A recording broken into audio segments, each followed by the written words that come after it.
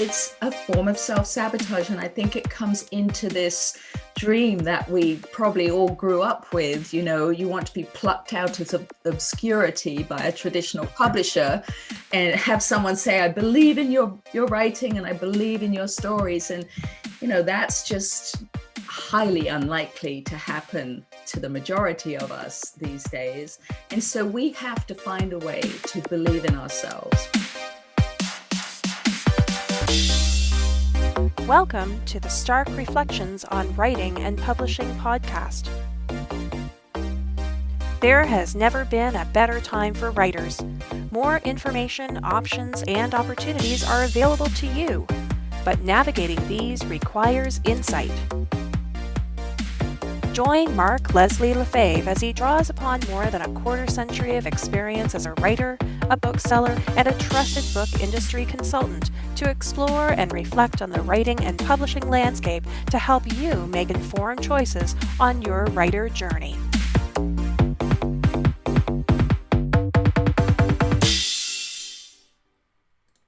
Hello, Reflectives, and welcome to episode 204 of the Stark Reflections podcast. This is your host, Mark Leslie Lefebvre.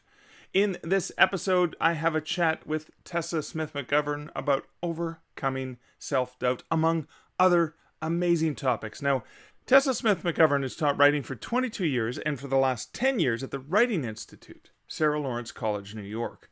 She's an award-winning writer whose linked short story collections London Road, Linked Stories, received a featured review from Kirkus, is an Amazon bestseller, and a gold medal winner in the 2012 E-Lit Awards. Her nonfiction book, Cocktails for Book Lovers, from Source Books, is also an Amazon bestseller. Her many publication credits include the Connecticut Review and Equinox, a UK poetry journal archived by the English Arts Council at the South Bank Centre, London. She's currently writing a contemporary fantasy novel inspired by British mythology and pursuing her MFA in writing at the Vermont College of Fine Arts. Tessa is also host, writer, and producer of Book Girl TV, aka BGTV. It's an award-winning digital channel that promotes books and reading. It has more than 6 million minutes viewed on YouTube and over 10,000 likes on Facebook. And the inspiring chat that I have with Tessa is coming up later in this episode. But right now, let's hear a word from this episode's sponsor. Findaway Voices is a platform that allows authors to get their audiobooks out into the global market with more than 43 retailer and library markets. Now, they recently announced 2 new markets. They are pleased to announce, as posted on July 6th, 2021, a partner update for Ulversoft and Milkbox.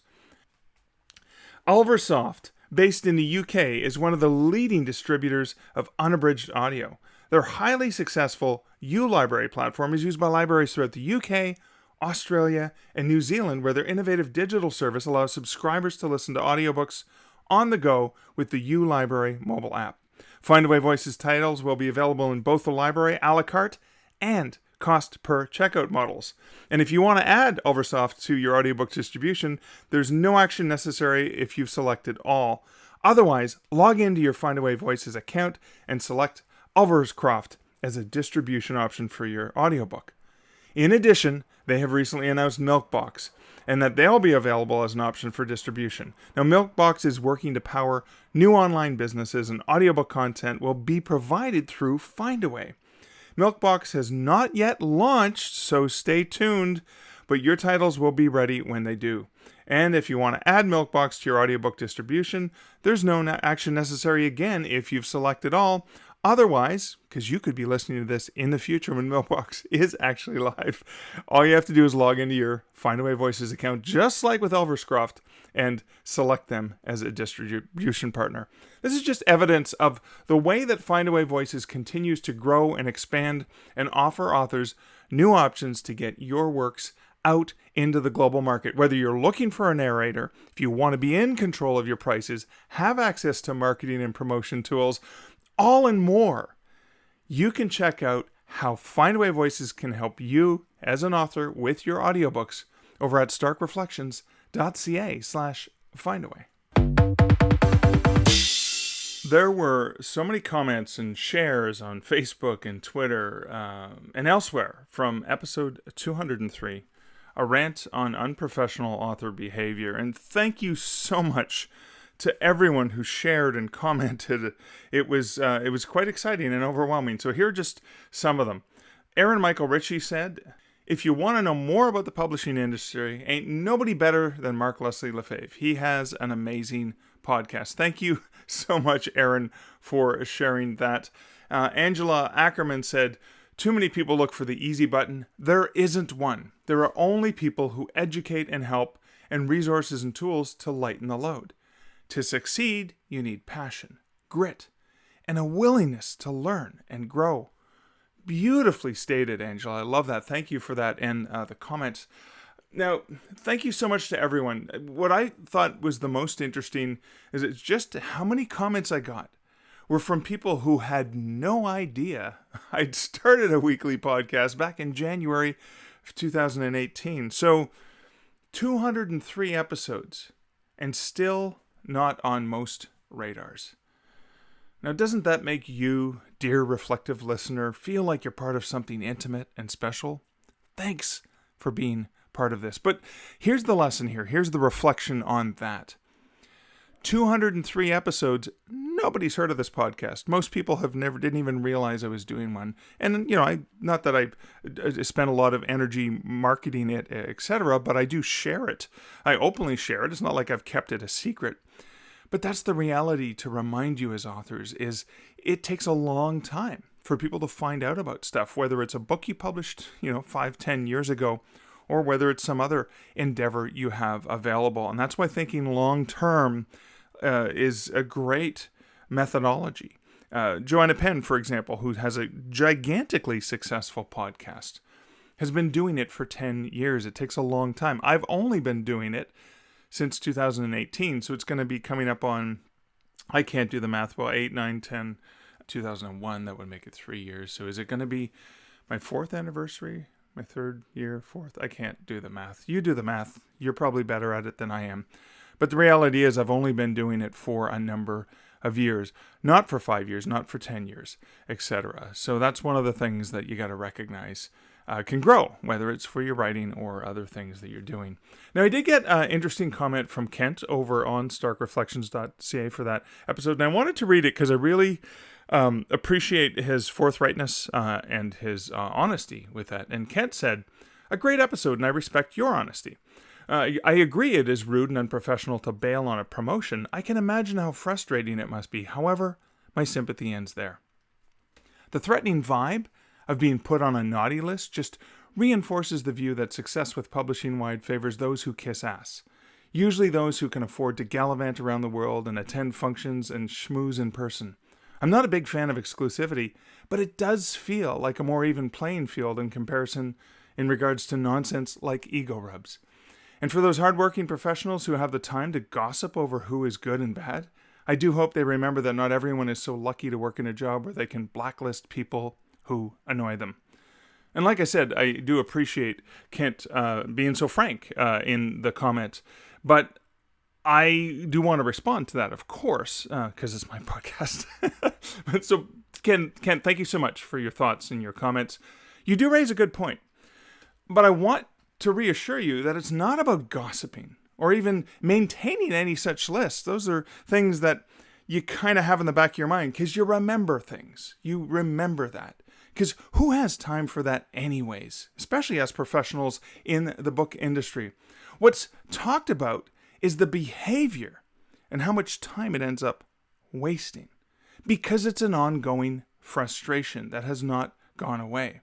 And it is definitely not about kissing ass, as you say. It's about networking and connecting with people, whether it's online or in person.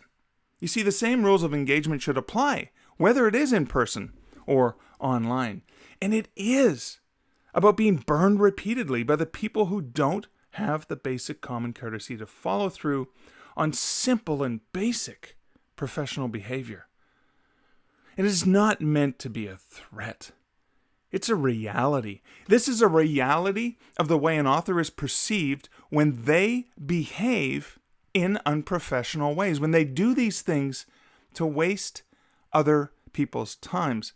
And I shared it because I want authors to understand the repercussions of their behavior. I want them to take responsibility for the things that can help them and the things that can hinder them.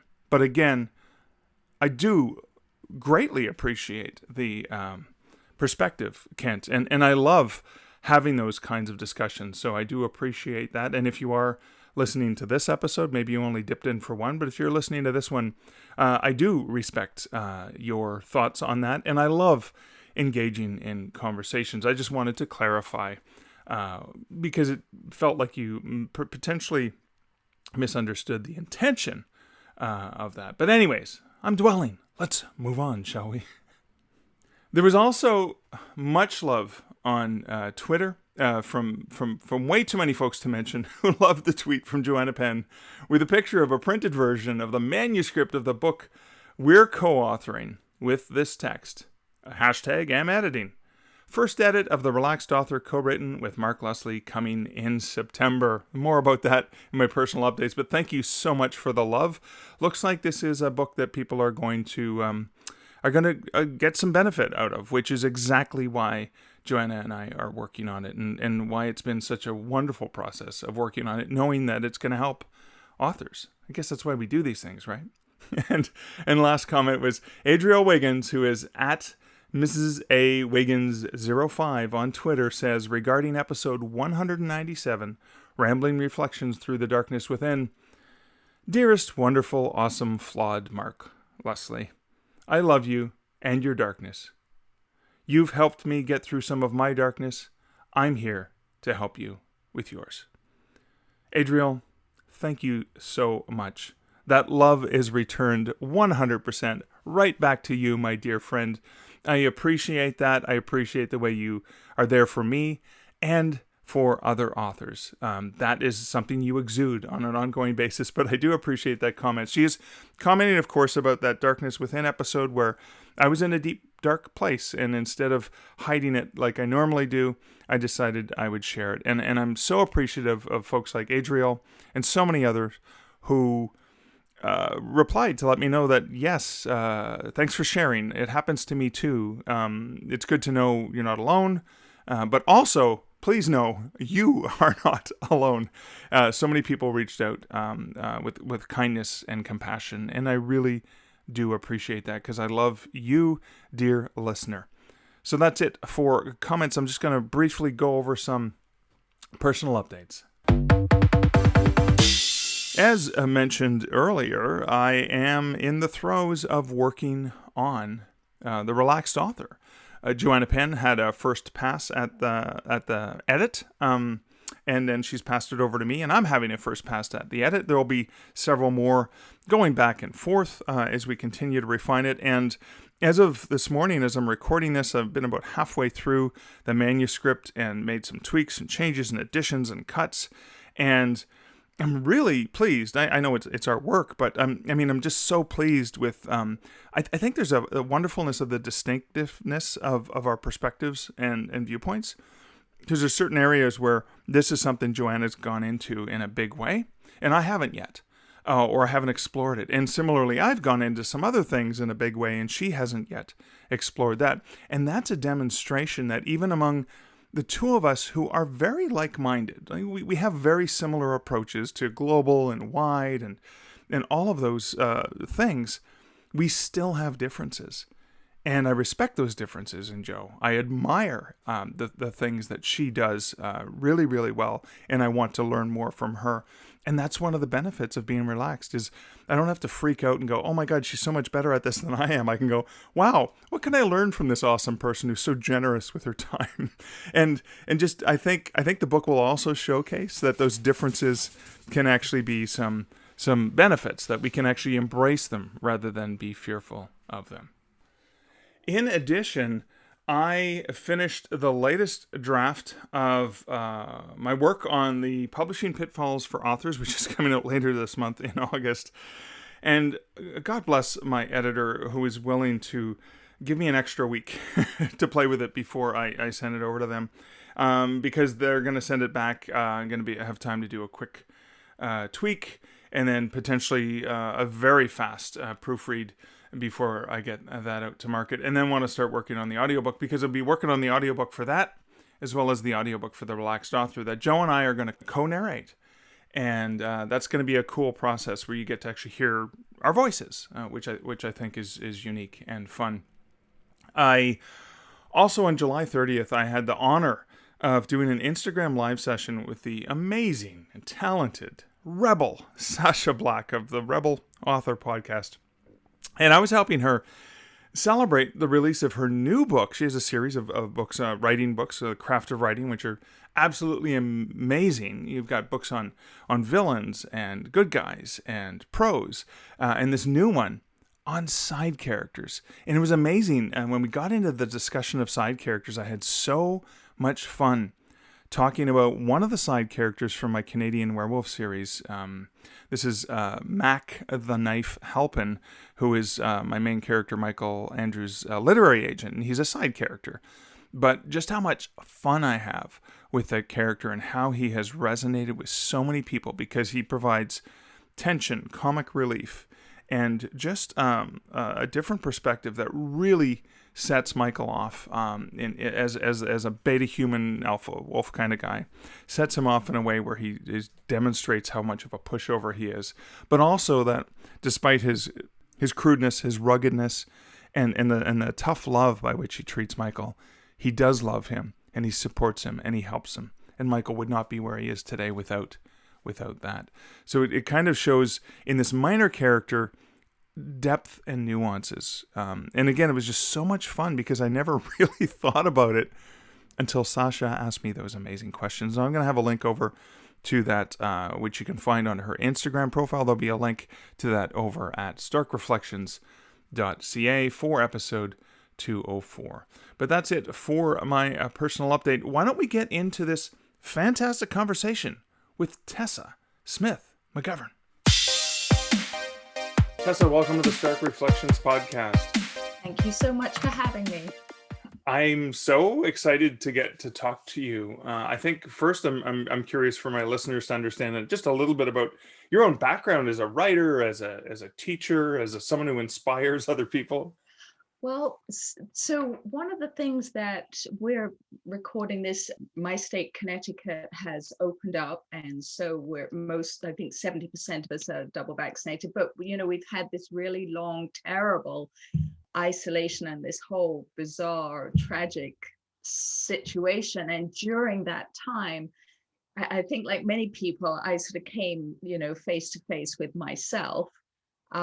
Stuck at home, and I really realized one particular thing made me realize it, but I really just realized how much guilt, how much misery there was. I love to write, but there was so much misery in the writing process for me. The self-doubt, is this good enough? And I mean, I've been published for almost 30 years. It's not like I can't get things published, but it just is this sort of excruciating self-sabotage, I think, is what it comes down to. It came back in the last year or so after all of your experience as a writer? Well, I had always been dealing with it.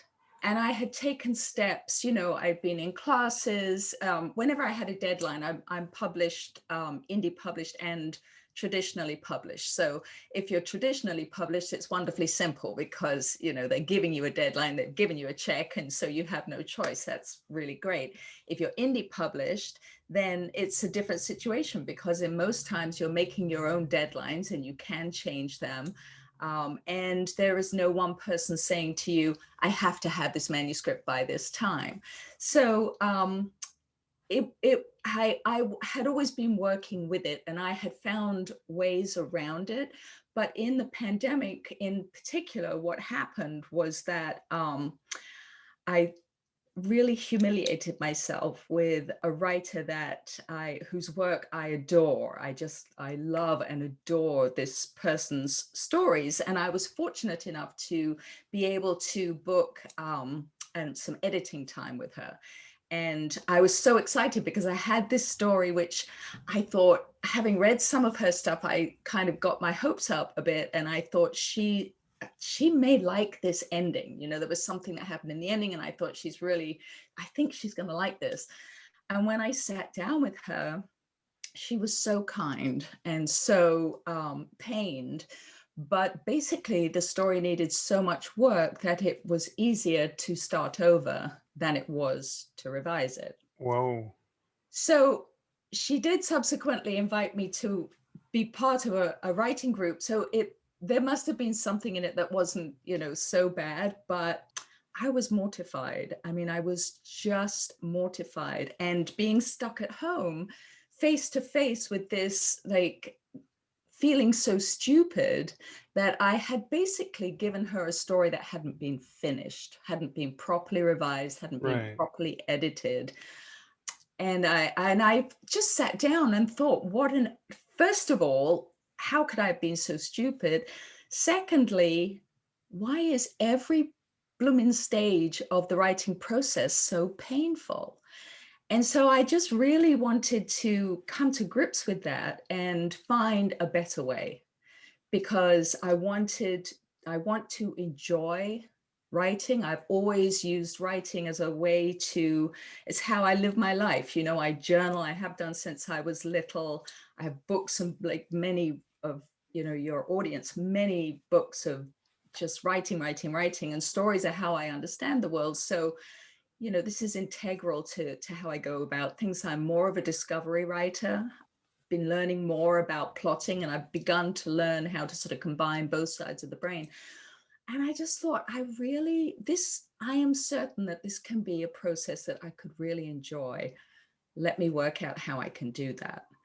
And that's really how it came about. I mean, I've been teaching since I began teaching when my son was a baby, and he's 24 now. So I've been teaching for a long time, and since 2011 at the Writing Institute at Sarah Lawrence College in New York.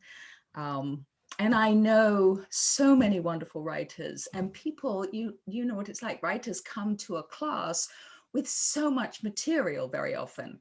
They've got stories, they've got abandoned stories, they've got unrevised stories. And I know we're going to talk about the program that I teach, how to link your short stories and memoirs into a collection.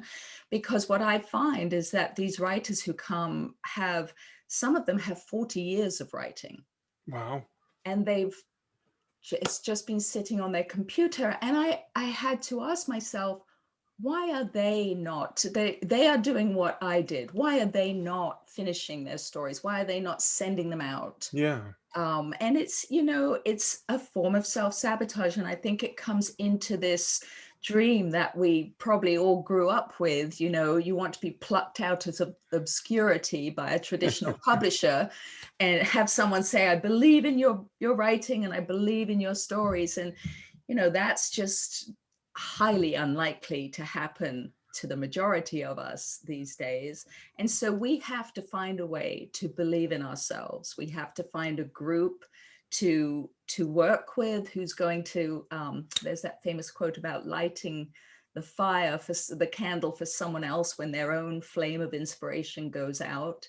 We have to draw that group to us and find a way to really relish this process and have it enhance our lives, not be a source of self-sabotage. Wow. So what are some initial techniques that writers can use, or strategies to use to recognize the self-sabotage and the self-doubt? Like, because I think sometimes they may not even realize that it's happening. Yeah, no, if you think to yourself, I'm not writing enough, if you think my writing isn't good enough, that story isn't good enough, just everything about, I don't submit my stories, I should be submitting them, I don't revise them, I should be revising them, I haven't got a system set up, I don't know when I'm writing during the week. Maybe you're writing when inspiration hits you, which can be fine. But if you want to have a career, even if it's a side gig, if you want something solid, you have to have a system, you have to have consistency. And we don't set those things up because we have self-doubt, and a healthy dose of perfectionism that always goes along with procrastination. That's those two go hand in hand. And so one of the tools that I really love, that's how you can identify it. You're just not delighted with your writing process. It's not ticking along as you wish it would. You wish it was different or better in some way. And that's the process, not just the writing itself, right? Like the It's actual the act of process. writing. Okay. It's the process, because the steps that we go through are all, that's what it's all about. It's writing isn't always, sometimes writing is that sexy thing, where as short a piece of flash fiction might just pop onto the page, you tweak it a bit, you send it out, it gets published. That can happen for sure, and it happens more and more the longer you write. But for most stories, and especially for longer stories, whether they're memoir or fiction, you need to go through a process. And I have a graphic that I can show about that in a moment. Because if we understand what each step is, and we understand that if a piece is not finished and it's not working, then this is the process we have to go back to make sure that we develop it fully, because this is what I didn't do. And this is how I realized this. And I thought, even after all these years, I forgot I kind of abandoned myself. I let myself go, and I didn't take the story through the process. And if I had, it could have been such a different result, but I can never change what she thinks of me now. That first impression, you know. But I learned a lot from it. And one of the things that I tell writers I do 2 free writing sprints a week for my local library on Tuesdays at 12 Eastern and Wednesdays at 7 p.m. Eastern. And one of the things that I invite them to do is to set heart-centered goals for a particular writing piece. So what that means, and I learned this from Marcy Shimoff and Sue Morter, who have a program that I'm in. It's called Year of Miracles. And what they talk about is, if you set a goal that's from the heart and not from the head, you don't engage the ego.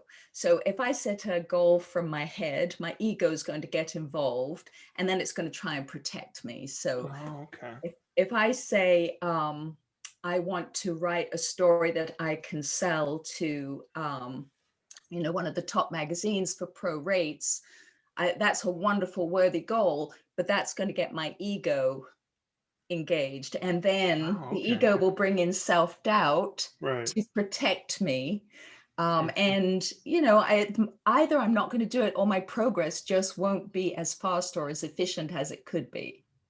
So instead, what I can say is, I want to write a story that readers can't put down, that's emotionally moving and tightly paced and fresh, that will give them a satisfying 10-minute escape. So that's from the heart, and the heart doesn't feel fear. So we can trick ourselves a little bit. Okay. So that's one strategy. And, what's nice about having a regular group, we work with goals from Tuesday to Tuesday or Wednesday to Wednesday, and it's free and it's open to anyone. You don't have to be in our town for it. Oh, wow. Okay. Yeah, no, it's a wonderful program. It's called Westport Writes. And they have, I'm sure your library is the same. They just massively support writers and are really good to writers. So I can mention that regularly, and I'll use this is my magic wand of loving kindness. It's just a visual prompt to remind us to apply kindness to ourselves, and to to just be really gentle with ourselves, because that's actually the second thing, is to apply the principles of loving kindness meditation to our creative process. Because there are so many studies online, but it's proven that loving kindness meditation improves your focus, your memory, and your productivity, as well as a whole load of other things. So what I did during the pandemic, which we call the pandy in my house, my son came up with that. He said, we just had a little pandy, Mum. That's all it was. So one of the principles of loving kindness is, just as I wish to, may you be safe, may you be healthy, may you live with ease and happiness. And so I tweak that to apply it directly to my writing process. And it became, may I feel safe, may I be healthy, may I write with ease and happiness. And that opened up like a whole different toolbox. Wow, that's intriguing. I love how you've readapted that and just tweaked it enough to make it a lot more, I guess, in tune with what a writer would want to hear or hear themselves say. Yeah, and it wastes our energy when we beat ourselves up because we're not writing enough, or we're not writing like sparkling enough sentences, or whatever we're not happy with. That's energy that we're wasting. And I want to, I'm approaching 60. I do not want to waste my time. I want to get on and write these stories, and I want to have a blast doing it. That is fantastic. Now I want to go back for just a second. So you talked about this free program that you do with the local library. I'm assuming you'll give me some links that I can share in the show notes. Sure. Yeah. The Okay, people great. can go to my website, tessasmithmcgovern.com. And if you sign up for my newsletter, you'll receive the links an hour before each sprint. Oh, okay, as a reminder. Okay, that makes sense. Yeah. Okay, cool. Excellent. So, self-doubt. I also want to go back to talk about the fact that, you've, despite your experience as a writer and having multiple things published and the success that you've had, you still felt self-doubt. So anyone can experience it. It's not just beginning writers. Obviously, it's seasoned pros. They can self-sabotage. They can have that self-doubt. Are there indications, I guess, of as if you see yourself moving or veering off the right lane? The way I like to measure it is very practical. If you've set a writing, either a word goal for the week or writing time, I want to write from 8 till 9 every morning, whatever that goal is that you set, if you're not doing it, that's because of self-doubt, whether you're, Okay.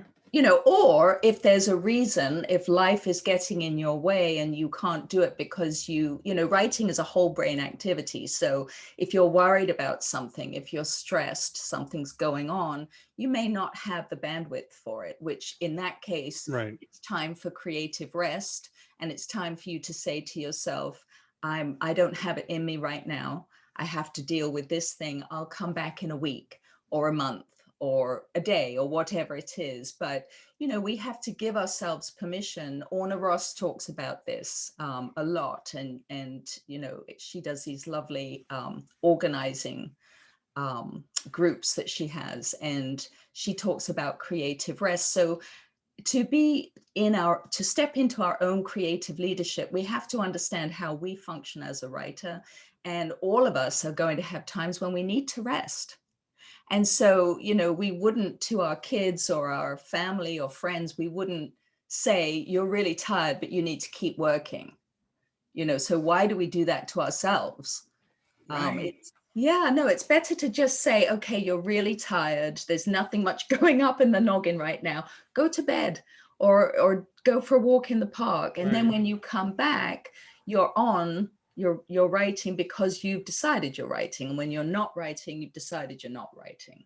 It's almost like, we're going to push ourselves through the pain, and we could potentially do more damage than good. Almost like, oh, it's just a small sprain. I'll just keep running on it, that kind of thing. Right. And it's counterproductive Right. because a little, that an ounce of prevention and all that, if we just cut out, but also more than that, it's a question of empowerment. Like as an artist, so when I think about my favorite older writers like Gail Godwin or Ann Tyler or Neil Gaiman or any of these like wonderful writers, I am quite certain that by now they know what their process is. They know how they go about things. They know when they should stop, when they should start. And if they can't start, they know how to kickstart their motor. So, you know, they have that. So they are in charge of their own creativity. And for, you know, those of us who haven't reached that point, we have to understand that we can do that too. Perhaps, you know, we're not going to be as elevated as they are, but we can begin to understand what our process is, where we want to go with our writing, because absent an editor who's saying to you, this is a great story, I think you could do this, you know, obviously you can get that from the editors that you hire, but it's harder when you're working with people piecemeal. You know, if you have an editor from a traditional publishing house, they're going to rake you over the coals to get the best book they can out of you. And so that's like your rocket to artistic development. Well, we have to do that, most of us, for ourselves, you know. And so if you understand your creative process, and if you understand what you want to learn, how you want to learn it, and what your system is, how much time you've got in a given week for producing words and for then elevating your craft, you can begin to be in control of your whole process, and you can begin to work towards being the writer that you want to be. Cool. I love that. I love that.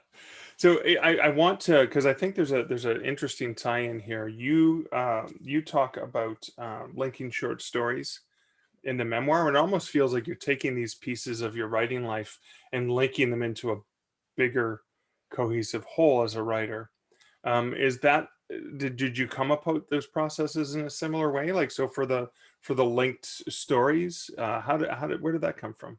So the link stories, for a few years, I had a digital publishing company called eChook Digital Publishing, and there's a brief video on Facebook about the genesis of the linked short stories. And it was basically when the iPhone first came out back in 2011, there was an app called Scarab that had fiction and nonfiction essays, mostly essays, and it was glorious. You would press the thing and this burst of color would come up, and then there were these wonderful little gems. And I think at that point I was sick of, I mean, I have an agent now, but I think at that was a few years before I got an agent. So I was sick of being rejected. And I thought, you know what, I'm just going to do this myself. I'll take my published stories. You know, I'm not going to try, I don't know if my unpublished stories are publishable. So at that time I would say, let me take my published stories and put them into an app like this. And so I did that. You know, I found someone who could create the app for me. And this was the very beginning of the App Store on the iPhone. And it was and then they changed their rules, which said that you could only have an app if it was interactive. Right. So after all that time and effort, my app ended up just poof, disappearing into the ether. But what happened was, in that process, when I'm saying to myself, okay, I'm going to make this app, what stories have I got? So I went and I laid out all my stories. I had been writing for a magazine, a local magazine in New Jersey where we were living at the time, called BC the Magazine. And I'd been writing 1,500 words every other month that they paid me for, which was delightful. And because I do not believe in the starving artist. I believe that when our art is good enough, it will get paid for. So I wrote for them for 9 years. So I had, 50 plus short stories, and I laid them all out on the floor. And what I discovered, which was the beginning of this whole linking your short stories and memoirs, is that not only did certain themes repeat themselves, certain characters repeated themselves, although sometimes they had a different name.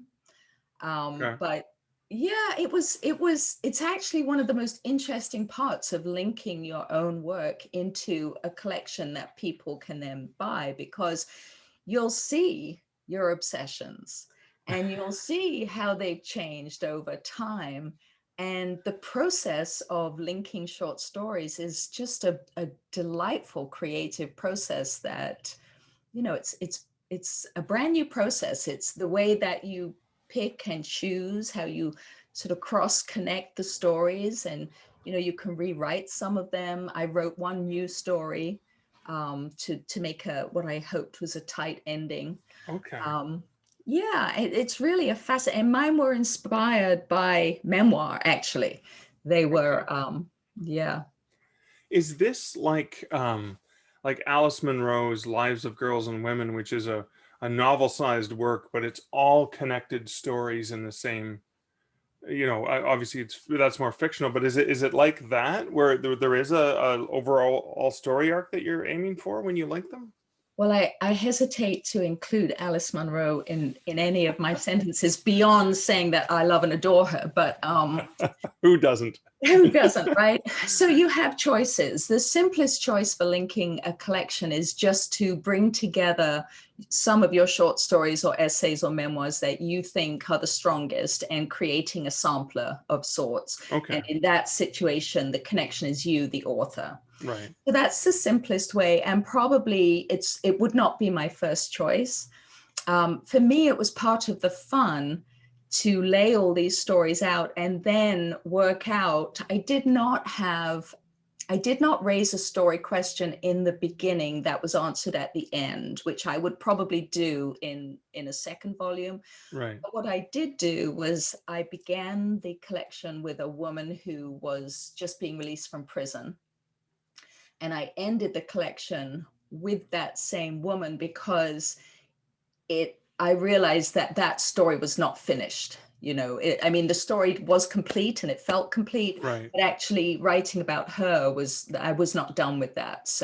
Okay. But I would recommend putting in a story question if you can, and it will depend on what you're collecting together as to whether that's feasible or not. And if it's not feasible, it's totally fine. You want to stay true to the essence of the stories that you have and to put together a collection that's exciting to you, that you're proud of. Right. And that's the primary, I think the primary goal. And if you can add a story question that's overarching, so much the better.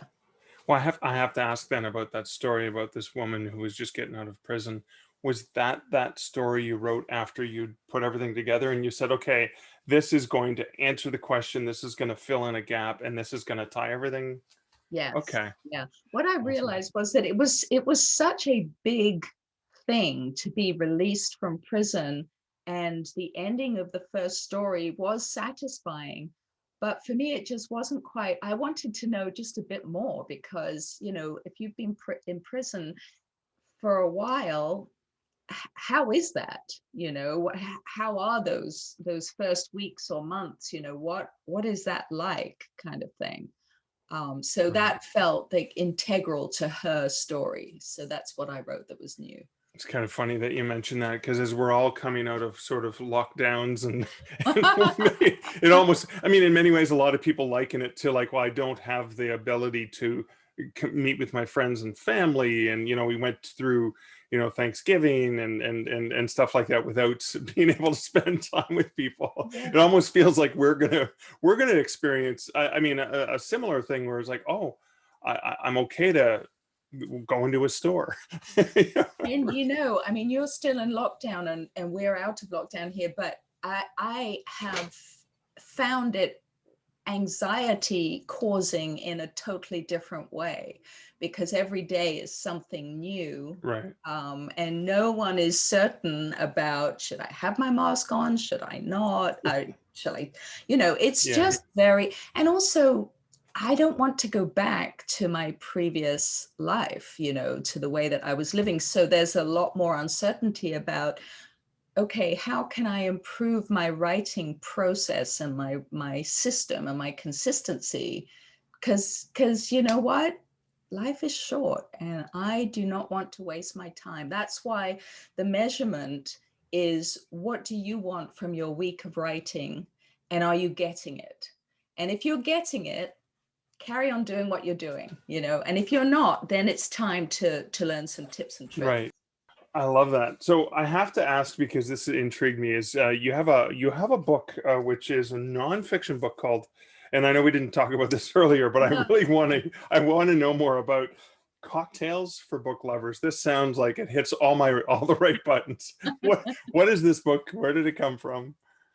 Well, I will say that back at the beginning of the pandemic, May 25th, I actually gave up alcohol. And So we're recording this on the 26th, so it was 1 year yesterday. Wow. So I'm not as hot on the alcohol part of the cocktails now, and now I would make them without. But you know, my dad was a great lover of champagne cocktails, and a lot of my memories of him, he passed in 2013, are tied up in cocktails, in the fun of that.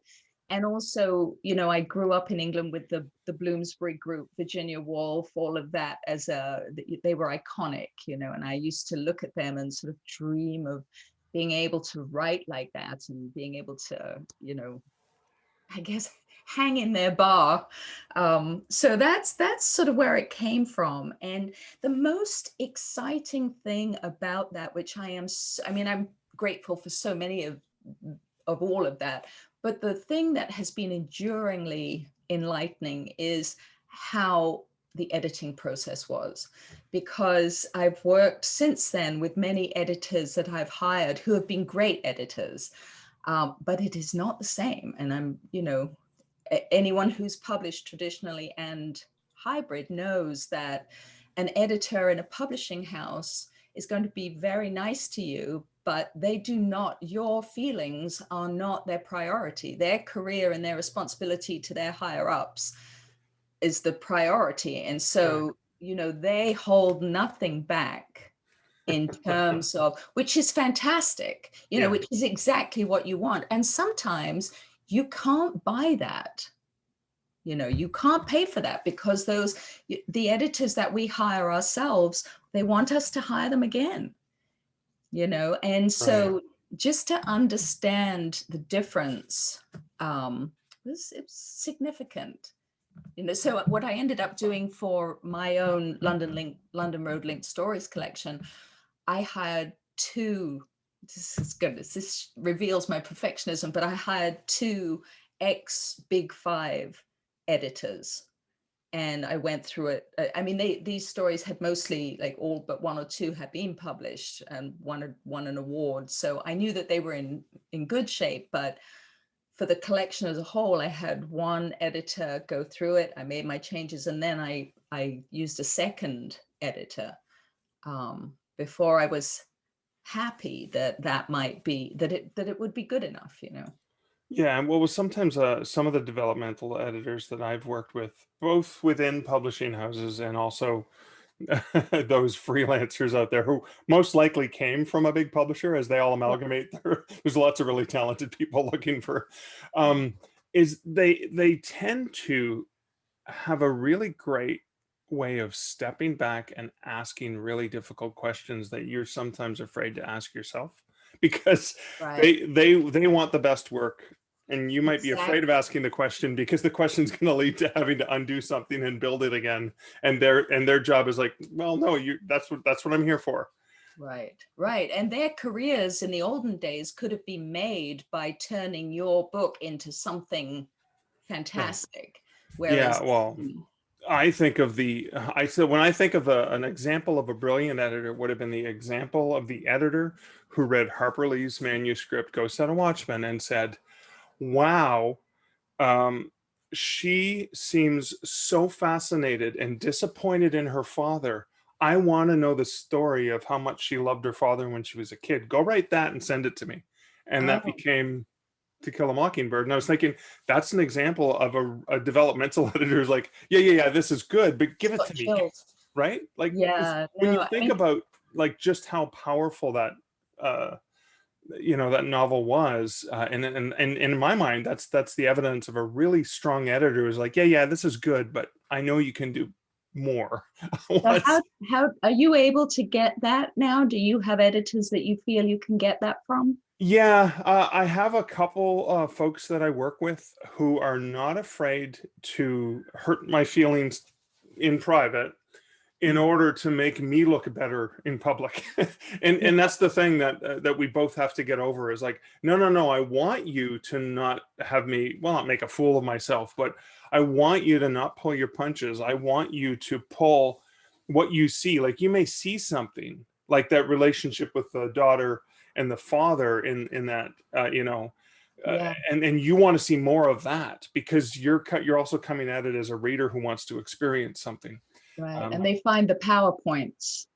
Yeah, and they ask questions. I mean, even I had a consult with somebody who's not an editor of mine, but he does consulting like that. And I came at him before I started working on the book. And I love having multiple personalities. Sure. And the questions that he asked and the dialogue that we had, which it would not have been the same with the editor I'm going to be using for that book, asked really insightful questions that were completely different than I know my editor will ask, because you kind of get to know them after a while, right? Because you have a relationship. It's kind of like a spouse. You have the relationship, and well, if I suggest that we do this for dinner, Yeah. this is the answer I'm going to get.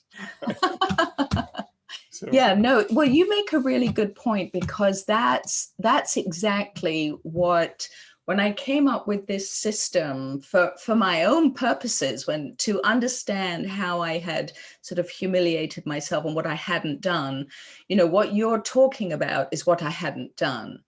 And maybe it was because, I'd written some sort of flash fiction pieces that just got published. I'd like to think it was because of that.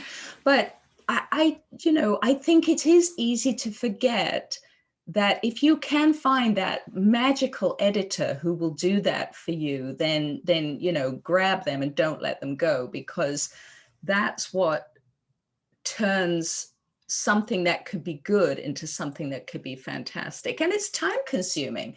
I mean, I don't know about you, but I always feel like I'm not writing enough words. It's taking too much time. Everything takes too much time. And Right.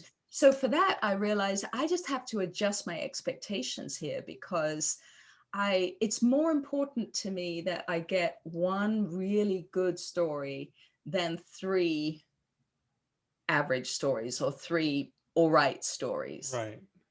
I want, because this is, this is our art, right? And so it can be more than just something that is average. And so that was part of what I was thinking about when I did this magic, and I called it the Magic Roundabout, this system. I can show you a graphic if you'd like to see it. Yeah. And I called it the magic because it's like a roundabout in a child's playground that just, here, I'll share my screen with you. And while you're sharing the screen, I'll let listeners know that we'll have a link to this in the show notes. So you can see the Magic Roundabout. Okay, don't judge my desktop. My desktop is terrible. So this is basically a circle, Okay. and it's got 8 steps in it. And the steps are, they're not going to be a huge surprise to you. It's not a question of you not knowing that these steps exist. It's Right. a question of understanding that if you get to a point with a story where you feel finished and you feel like I can't do any more on this, you're exhausted with it, but you don't think it's good enough to send out, that's the time that we abandon our stories. Right. I mean, some writers don't finish the stories, which I totally understand. For me, typically I do finish them, but then I don't revise them and I don't go through what you can see here. Step 1 is getting inspired. And when we get inspired, we have to remember that those books that are inspiring us, those printed books that we hug to our chest and just love, right? That we grew up with, that we slept with under our pillow, they've been through the process that you and I just discussed. They're not a first draft or even a third or fourth in most cases. They are deeply developed works of art that have gone through multiple layers of this process. And we forget that. We think it's just words on a page, like I do words on a page in my document, right? It's not the same. So when you look, I've got here, I've got my favorites. I've got Elizabeth Strout, I've got William Trevor, I've got Alan Bennett, stories that I just love. And I have to remind myself, this is a million miles away from any first draft. So getting inspired has to be approached with that in mind. And then you've got the second stage, which is your first draft. And this is where you want to set that heart-centered goal, so that we don't set the goal from the head, which activates the ego and then sets us up for procrastination and avoidance. Right. And then we've got these different stages that you and I just mentioned, and people can look at this themselves, but you've basically got the first revision, the first critique, the second revision, the second critique, and then the final edit, which is this red round one here just prior to publishing. And that's the time when, that's the polishing, that's the reading aloud time. Right. And how often have I sent out a story that I have not read aloud? I mean, Right. I know it, I know I have to do it. And yet I'm just thinking, I'm sick of this story. I want to send it out. So the purpose of this Magic Roundabout is not only to sort of break it down into manageable chunks that helps us understand the timeline. Not every story is going to take a long time. Sometimes they're better shaped than others. But, sometimes if you've sent a story out to a magazine and it got rejected, or if you got a low grade back in school, you likely got off the Magic Roundabout too soon. Right. You didn't take your story through these various steps of development. And I think, once you realize how much work it's going to be, you get really fed up for a bit. And then you have to make a choice. What type of story do I want to put out? What level of craft do I want to achieve? And if you want to make them the best that you can, then you kind of have no choice but to at least be aware of these steps, Excellent. And what I love about this analogy that you've used is it's divided to 12.5% for each step. But not only is it work, but it's also because you've got the children's play device that I remember from we were kids in the playground. It can actually be fun and rewarding too. If for me, this is what happened. Once I said to myself, okay, this is what I didn't do that caused me to humiliate myself. I'm not going to do that again. So let me work out exactly why I did that. So this is the process. So this is what I may well have to go through with every story. So let me make sure that this story is really worth me telling. Right. Right. If it's trivial, if it's born from a slight irritation, or, it's something that's not really close to my heart, maybe I don't want to waste the time writing it. Right. Maybe let's not bother. Let me just choose the stories that are so important. And that was really helpful, because that's getting you to closer and closer to your voice, to the writer that you can be, the heart and soul of who you are. And then when you're there, anything you write it's going to be totally different from anything somebody else writes. Excellent. Wow. Well, thank you for this. I'm just reminding viewers the Magic Roundabout that we're talking about. There'll be a link to it over at starkreflections.ca. Tessa, what a wonderful and inspiring conversation. Thanks so much for hanging out with me. Can you please let my listeners know where they can find more of you online? Oh, well, the best thing to do is to go to tessasmithmcgovern.com and sign up for the newsletter. There is a PDF worksheet that you'll get when you sign up for that, called 5 Steps to Let Go of Self-Doubt and Write More. There's also a PDF on my website about the first 7 steps, how to link your short stories and memoirs into a collection. And then we have a YouTube channel, and I'm on Facebook, and if people want to ask me questions or to write with me, the sprints are Tuesdays at 12 and Wednesdays at 7 p.m. Eastern. And in that, we chat for a bit, then we write for between sort of 40 and 50 minutes. And then we discuss any problems. And then after that, we have either a submission party where we submit our work. We usually use Duotrope, but somebody can use whatever they want. So we'll submit our work, and then that's twice a month. And then the other weeks of the month, there's a micro lesson. So I'll do a micro lesson on deepening character, or creating a compelling character from scratch. And the prompts also have story starters, and so first sentences and prompts for creating the characters. So you can come with nothing in mind, or you can come and write anything you want to and then just say hello and sort of hit mute. So you don't have to listen to the prompts if you don't want to. But it's a really lovely group, and everyone's very welcoming and friendly, and they're just lovely. So awesome. That is amazing. Thanks for sharing. And Tessa, thanks again for joining me here. thank you so much for having me. Thank you. I wanted to reflect on a combination of something Tessa said, as well as it kind of harkens back to a guest I had a few episodes back, Julie Broad, because I just finished listening to the audiobook version read by the author, The New Brand You, which is a book by Julie Broad. And so the concept is how love and kindness meditation can improve your focus, your memory, and your productivity. And I had been meditating a lot earlier this year. I've fallen out of it, but I do intend on returning to it. I think some of the semi-regular overnight camping trips Liz and I have taken almost every week of the summer, because we can only get one night here and one night there.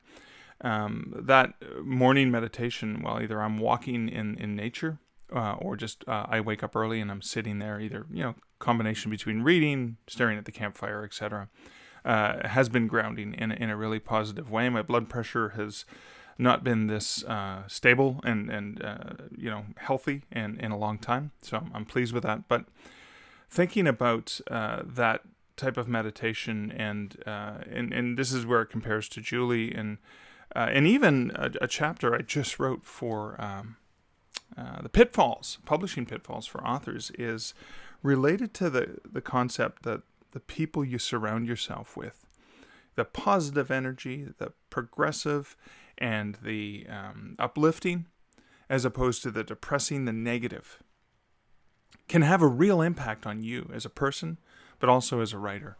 And I've found that surrounding myself with more of the positivity, whether it's positivity of the people I'm engaging with and hanging out with, or it's surrounding myself with my own positivity through meditation, through relaxing, through taking a calming breath and just focusing on the things that are important to me. I think that's so critical. I mean, there's so many other amazing things that Tessa talks about, but I wanted to focus on that because of the connection between this podcast and one a few back. I mean, self-doubt is a huge issue. Self-sabotage is a huge issue, but that is one way, right? That love and kindness meditation. That is one way that you can help yourself, that you can create the platforms within yourself to deal with some of those external factors. So even if you do happen to have some negative vibes coming at you from exterior, you've got some interior or intrinsic things that you can move forward with. So that's it for my reflection for this episode. Thank you so much for listening. I'm sure you got just as much as I did out of the fantastic and inspiring chat with Tessa. There's links in the show notes over at starkreflections.ca for episode 204 to some of the graphics that she shared. So there will be a YouTube video posted to my YouTube channel where you can see her sharing that. But if you want to just see the image itself, I've got the Magic Roundabout, for example, there. You can also leave comments. I do appreciate comments. As you know, I love the interaction and engagement with you awesome, reflective listeners. And a special thank you to the patrons of the Stark Reflections podcast. I actually had some new patrons, and my apologies, I'm running out of time today to thank the new patrons for joining, but I'm going to get to calling them out in the next episode. Thank you so much. I am so close to the $100 a month cap of this small but awesome and powerful group of amazing patrons. And when I reach that, I'll be doing some extra episodes, Q&A episodes, engaging directly with patrons who want to ask live questions, etc. And that'll be in addition to the other content, the Stark Reflections on other podcasts, as well as, like the original rant, that last week's episode that my patrons got a chance to see the raw and unedited version of. But thank you so much to my patrons who support this podcast over at patreon.com/starkreflections. Of course, you do not have to be a patron to support the show. You can support the show by sharing it with people that you think would find value in it. And thank you so much to so many people who shared this podcast in the last couple of weeks to other writers who they felt would find some value in the Stark Reflections. Dear listener, you can also leave a review on the podcatcher of your choice, because as you know, reviews greatly help increase the possibility that other people will discover this, hidden podcast that I've been doing for 3 years now and over 200 episodes. But it's my honor and my privilege to get an opportunity to chat with you every week on the Stark Reflections podcast. So thank you so much for listening. So until next week and next episode, this is Mark Leslie Lefebvre wishing you great writing and good Stark Reflections. Thank you for listening to the Stark Reflections podcast. You can find show notes for each episode at starkreflections.ca.